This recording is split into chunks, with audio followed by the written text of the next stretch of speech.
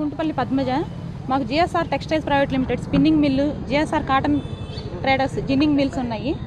Cotton బిజినెస్లో మేము బాగా నష్టపోయాం. స్పిన్నింగ్ మిల్లులో ఆల్మోస్ట్ 25 crores నష్టపోయాం. మేము మా ప్రాపర్టీస్ మొత్తం చాలా వరకు సేల్ చేసాము.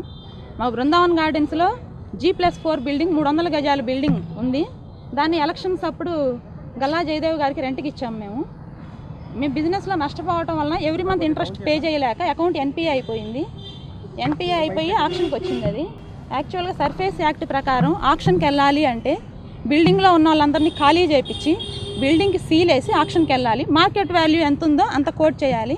కానీ బ్యాంకర్స్ డీజీఎం, ఏజీఎం అందరూ కలిసి కుమ్మక్కయ్యి జయదేవ్ గారిని ఎవరిని ఖాళీ చేయించకుండా ఇంట్లో ఉండవాలని డైరెక్ట్గా బిడ్డింగ్స్ ఆక్షన్ కాల్ఫర్ చేశారు. 8 కోట్లు ఉన్న బిల్డింగ్ని 2,80,00,000కి బిడ్డింగ్ బ్యాంక్ వాళ్ళు ఇచ్చారు ఆక్షన్కి. దాని మీద మేము హైకోర్టుకి వెళ్ళాం. మాకు హైకోర్టులో స్టే వచ్చింది. కానీ దాన్ని 14th దాన్ని కూడా వెకేట్ చేయించారు. మేము అడిగాము ఆయన్ని, ఏమంటే మేము ఇబ్బందుల్లో ఉన్నాం, మీరు కొనుక్కుంటే కొనుక్కోండి బిల్డింగ్ అని. మాకు కొనుక్కోవడం ఇంట్రెస్ట్ లేదు, ఓఎస్డీని కలవమన్నారు. ఇల్లు ఆయన కలవండి.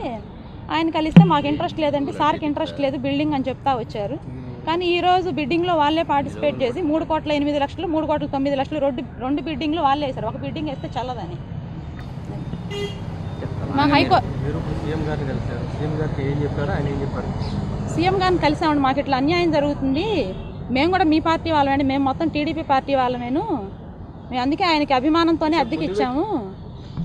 మాకు అన్యాయం జరుగుతుంది, మేము ఇది లేకపోతే మేమందరం రోడ్డును పడాలి, మేము మా పిల్లలతో రోడ్డును పడాల్సి వచ్చింది, మీరు న్యాయం చేస్తారని మీ దగ్గరకు వచ్చాము అని అంటే సీఎం గారు ఒకటే చెప్పారు, ఈరోజు బిడ్డింగ్లో జయదేవ్ గారిని పార్టిసిపేట్ చేయకుండా ఇల్లు ఖాళీ చేయించమని ఇన్స్ట్రక్షన్స్ ఇవ్వమని చెప్పారు. సీఎం గారు మా న్యాయం చేస్తారని అనుకుంటున్నాం.